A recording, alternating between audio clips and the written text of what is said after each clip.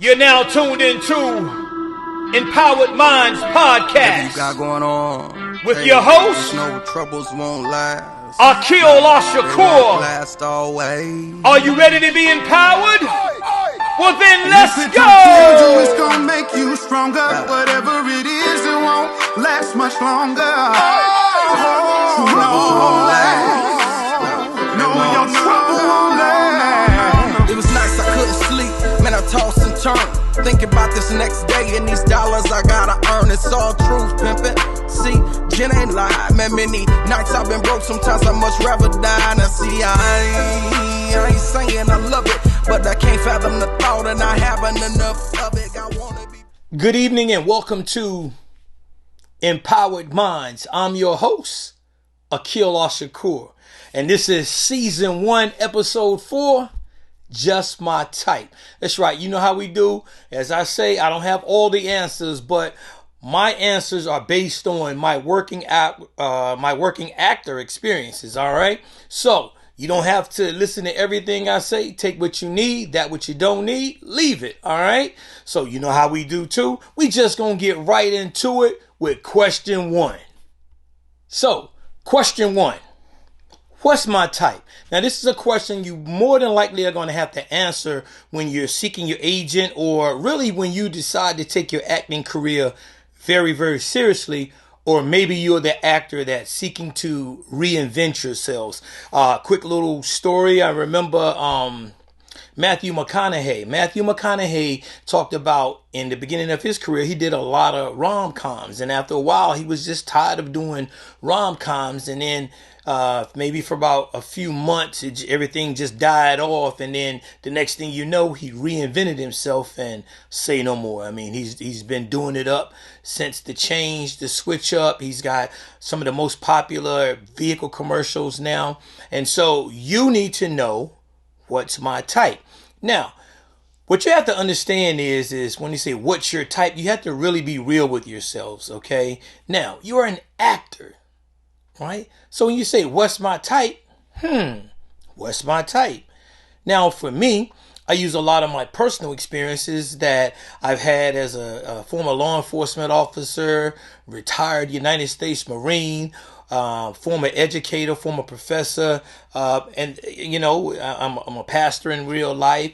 And you have to decide what's your type, okay? You have to decide what's your type. And then what range can you become, all right? Now, one of the things I want to show you right up front is just this. Sometimes when you're reading that description of what a character is, it may be a little confusion because you're seeking to balance it between what's your type and what's not your type. Now, you may seem like the goody two-shoes in public and everything, but you can also play a menacing role as a bad guy. All right? It just depends on how you deliver it. Now, this doesn't mean that you have to have any form of that life. I remember talking to one director and producer, and they told me, they said, you know, some of the worst guys to play thugs or play street guys? And I said, nah, who? And they said, the street guys and the thugs. And I started laughing because immediately I knew exactly what he was talking about. Because people think that when they get on camera, they think that exaggerating things would really make them seem the part. And really what it does is it shows that you know nothing about the art and you probably are a little out of touch. You see, the gangsters of the 70s, the 60s, and the 80s are totally different from the gangsters of the 2000s, all right? And then let's just be for real. Everything is different than it was in the 60s, 70s, and 80s, all right? Doctors look a little different. All your professions look a little different. You know, hairstyle. So what's your type? Maybe you're someone that loves growing your hair, you infatuated with your hair, and you don't want to cut it. So you already know the chances of that you probably, if you have like an afro that you don't want to cut and you want to play a military type person, which I'm very familiar with from my personal experience in law enforcement and any uniform personnel, you pretty much are going to have to be clean shaved, not clean shaven, but your hair is going to be military cut or a very low grade. Now, when you decide what your type is going to be, you have to take all of these things in consideration. And then you also have to persevere to understand that you may not get called for a lot of roles. All right. Now, what it may cause for with you with an afro or your hair just growing out to a natural, maybe you'll be more fit for period pieces that match your hairstyle during that time. Now, ladies, they are able to adapt a whole lot with little, well, I'll say little to no time. Men, if we cut our hair bald, we got to wait sometimes before it grows back. So we generally pick a hairstyle to go with. Now, what's your type? Again, be careful. Be careful, that you don't get yourself stuck in a situation where you really want to be a working actor, but you've committed to not doing certain things to become that role. I've taken on roles in the film Jumanji. I took on a role that required me to just let my hair grow. Sometimes it grows. This is pretty much a lot on my head right now, but just a couple of weeks ago I had a lot. I had a full beard just a few days ago. And so you have to know that you want to look like your headshot, because that's what's being submitted, right? So when that role comes up and they're looking at your headshot, they have an idea for what type that you are.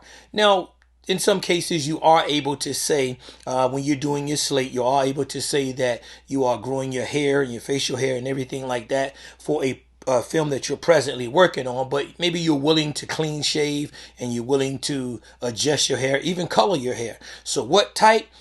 I'll say it's probably going to be much more easier to say what type are you. Look at what you look like and maybe what do you do in the professional realm, and that's what you're more than likely is your type. All right. Now, don't get caught in this, because some actors that are like 40 and 50 years old, they still can play the young high school type. You have people that are like 20 some and they still look like they're 13. So your type could vary. Even what we'll say, and we're throwing here now, is even age range. Some of your age range might be between 18 and 30. When you see a lot of high school players and athletes or students on television now, they're not your typical age or your real life or modern day age high school look. I know even my time, the kids that are growing up now, they even look much more grown than we did. They have a lot more facial hair, a lot more hair and everything's like that. And, so when it comes to playing these things, and I just had one of my good acting friends, he's like 50, I won't call his name, but he's like 50 some years old. And he was actually auditioning for a 28-year-old. They literally requested that he submit. I had that situation myself when I was with a past agent, and I forgot what the show it was for. Matter of fact, I think it was for Empire, and it was to play a flashback scene with some younger cops. And the casting agency called over to my agency to request me specifically because of my real life experience, and they thought that I could really represent the role well. Well, when my agent called me, they told me, and it was like, Aqeel, I'm sorry. It's like, yeah, they called over for you, but we didn't submit you. And I said, oh, you didn't? And they said, no, but they requested you. And then I said, so when I thought about it, I said, well, hey, let me ask you something. So you mean to tell me you haven't been submitting me for the 20-some to early 30-year-old roles? And they said, no. Now I'm thinking I had been with this agency at that time. I had literally been with that agency almost a complete 4 years. You know how many auditions had gone by that I had not been submitted to? Now, before I go into that right there, we're going to stop right there with question 1. And I have your answer coming for you in question 2. So let's head on over to question 2.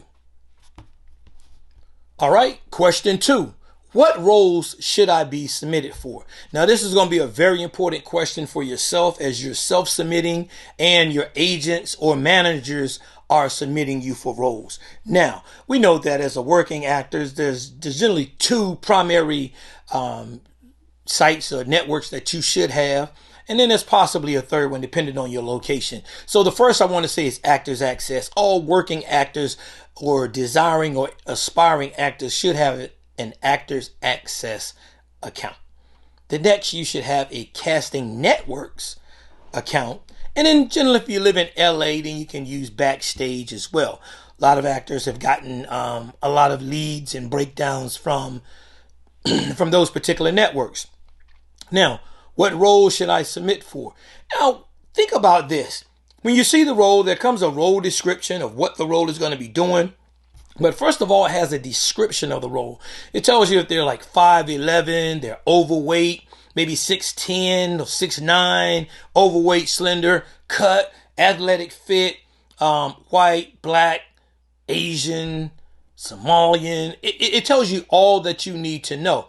Now, should I submit? Well, quite frankly, I would tell you yes. Why? Let me give you a perfect example. When I first started off in this industry, I started off working with the MSU, Michigan State University Film Department. And this was my first auditioning ever to go to. And I went there, and as I was auditioning, I went in to audition for a part that I thought that I might fit. I forgot exactly what my original role was, but it was a nice supporting role, I believe. And so anyway, after I read for my role, I had to wait out in the lobby until everybody else went through their role. And then I was called back in by the casting line. And as I came back in, they were talking to me and they asked me, would I read another role? Now, as I'm looking at the role was for a lead role. Now, I didn't have the description in front of me, but I had already read when I was choosing what role I wanted to read for. And now the role that I was reading for as this lead role that I remember that they're asking me now, and I'm standing in front of them, green as I don't know what, and don't know what I'm doing. They asked me to read for the role, and I just paused. I froze. And I was trying to think, what am I going to do? And they were like, what's wrong, Aqeel? And I said, and he said, what's wrong? I said, this role. I said, you guys realize what this role is? And they said, yes. So I paused again. And he said, what's wrong? I said, I was just trying to figure this out because as I remember it, this role is a older, shorter, white lady. And they all looked with the straight face. They just said, yes, we know. And so I'm still waiting for like an answer. I'm standing there like, okay, so what am I supposed to do? That's what I'm thinking in my head and giving them that look. And they said, yeah, we know, but we just want you to read for the role. So I said, okay. Now, here I am, 5'11". At that time, I think I was like 236 to 237 pounds, much lighter now. Same height, 5'11". Still a dark brown African-American man.